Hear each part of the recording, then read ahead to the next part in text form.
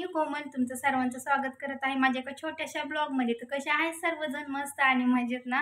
तर आज गुरुवार आहे आणि मस्तपैकी अंघोळ करून मी छानशी तयार झाले. क्लिनिंगचं काम वगैरे सगळं झाले ना. आज आहे श्रावणचा शेवटचा गुरुवार. सोमवार तर होताच, पण काही अडचणीनुसार मला आहे ना तर काही ॲडजस्ट झालं नाही.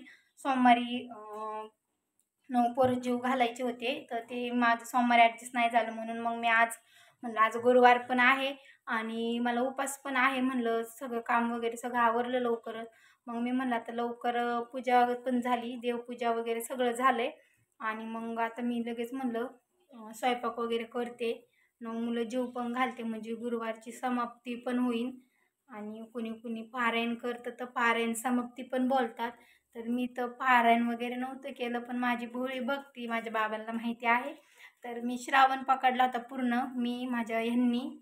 मग आम्ही श्रावण पकडल्यामुळे आज गुरुवारची समाप्ती ठेवली, श्रावण समाप्ती पण म्हणू शकता. आणि उद्या तर पोळा आहे ना, तर म्हणून मला आजच शेवटचा दिवस आहे. तर मग आजच लवकर स्वयंपाक वगैरे 9 मुलं जीव घालावेत. आणि व्हिडिओ स्किप करू नका आणि फुल वॉच करा व्हिडिओ. पुढे पुढे खूप खूप छान तुम्हाला बघायला भेटणार आहे की मी काय काय स्वयंपाक करणार आहे आणि कसा स्वयंपाक करणार आहे आणि किती मुलं जीव घालणार आहे. ते हे पण नक्की कमेंट करून सांगा.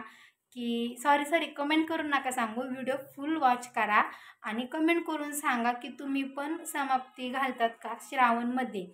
तर मला आजचा पूर्ण स्वयंपाक कांदा आणि लसूण शिवाय स्वयंपाक करायचा आहे, कारण की नवनाथांना कांदा आणि लसूण अजिबात लागत नाही आणि त्यांना कांदा लसूण आवडत पण नाही. तर त्यांच्या नैवेद्यामध्ये कांदा लसूण वापरत नाहीत. तर स्किप न करता पूर्ण व्हिडिओ वॉच करा. आणि मी आता डायरेक्ट लगेच स्वयंपाकाला लागते, कारण की खूप स्वयंपाक करायचा आहे आणि 1च्या आतमध्ये सगळं स्वयंपाक मला आवरायचा आहे. दीदी कार्तिक पण येणार आहेत लवकर आणि हे पण लवकर घरी येणार आहे. तर त्याच्यामुळे व्हिडिओ जर मी शूट करायला घेतला तर मला खूप टाईम येतो. सॉरी सगळ्यांना. तर मी तुम्हाला लगेच भेटन, पूर्ण स्वयंपाक वगैरे झाल्याच्या नंतरच मी तुम्हाला भेटते. तर व्हिडिओ स्किप न करता सर्वांनी बघा. फायनली सगळा स्वयंपाक वगैरे झालाय आणि आता म्हणजे 1:30 वाजलाय. सगळं स्वयंपाक झालाय, तुम्ही बघू शकता. सगळं दीदी पण आलेली, सगळं क्लीन वगैरे मी सगळं करून घेतलं. गॅस वगैरे पण सगळं आवरले. आता फक्त फोटो खाली घ्यायचे आणि रांगोळी काढायची.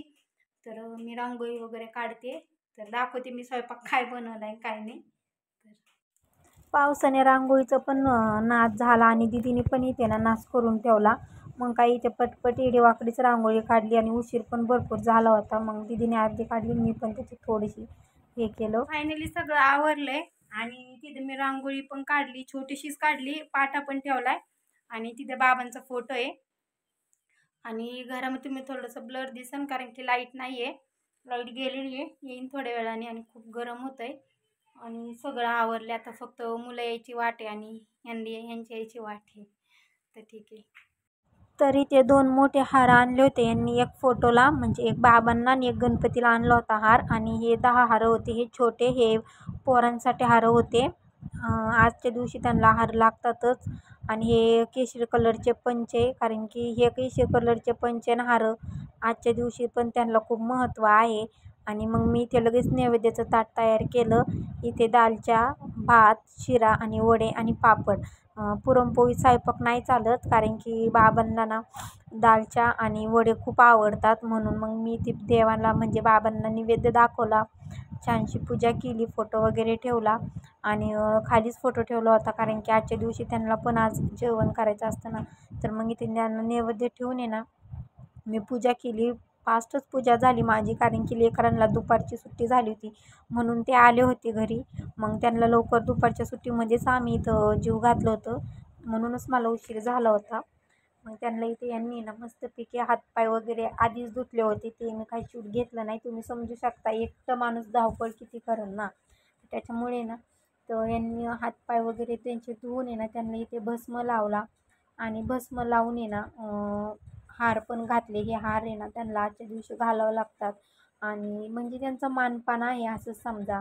आजच्या दिवशी ना म्हणजे आपण ज्या टायमाला श्रावण पकडतो, पारायण पकडतो ना, तर ज्या दिवशी आपली समाप्ती असते, समाप्तीच्या दिवशी मग आपल्याला 9 पोरं जीव घालायच्या असतात ना, तेव्हा आपण त्यांना मानपान देतो ना, तसंच इथं आहे. तर आमच्या इकडे ना 9 मुलांना ना मस्त हार वगैरे घालतात आणि त्यांना पंचा घालतात. त्यांचं मस्तपैकी छान त्यांना असं मानपान देतात आणि मगच आम्ही आमचा असं श्रावण संपला म्हणजे हे करतो. मग समजा ही माझी श्रावण समाप्ती आहे असं समजा. आणि मग इथे मस्तपैकी यांनी ना त्यांना आहे ना हार वगैरे घातला. आणि जेणेकरून आहे ना म्हणजे आमचा जो श्रावण महिना आम्ही जो धरला आहे तो छान गेला आमचा, आम्हाला काय वाटलं नाही. आणि मग इथे ना त्यांनी ना बाबांना आहे ना पंचांनी मस्तपैकी पंचा घातला. आणि बाबांना पहिला पंचा घातला आणि मग इथे लेकरांना पण या पोरांना पण इथे त्यांनी ना पंचा घातला.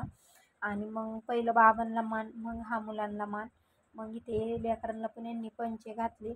आणि काही जण माहिती नाही कुणी करतात का नाही करतात, श्रावण महिन्यामध्ये शेवटच्या सोमवारी किंवा गुरुवारी किंवा शनिवारी की मुलं जीव घालतात का नाही घालतात मला तर माहिती नाही, पण आम्ही आमच्या इकडे घालतो.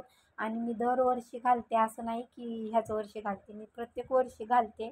ज्याची त्याची रीत असते, आमची इथे प्रत्येक वर्षी घालतो आम्ही. तर इथे लेकरं बागा बघत होते मी, कारण की शूट घेत होते ना.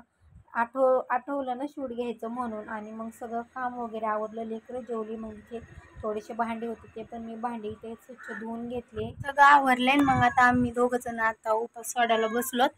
आणि सगळं 9 पोरं पण जीव घातले आणि दोघं जण आता इथं उपास सोडतो. उपास सोडायला बसलोत. आणि तुम्हाला हा ब्लॉग कसा वाटला तर कमेंट बॉक्समध्ये नक्की सांगा. आणि मी दरवर्षी 9 पोरं जीव घालत असते, कारण की ह्या वर्षीच नाही, ह्या वर्षी चॅनल ओपन केलं त्याच्यामुळे तुम्हाला ह्या वर्षी दिसत असेल. पण दरवर्षी आम्ही 9 पोरं श्रावण महिन्यामध्ये जीव घालत असतो. आणि तर भेटू, उपास सोडते मी आता, भेटू नेक्स्टच्या ब्लॉगमध्ये.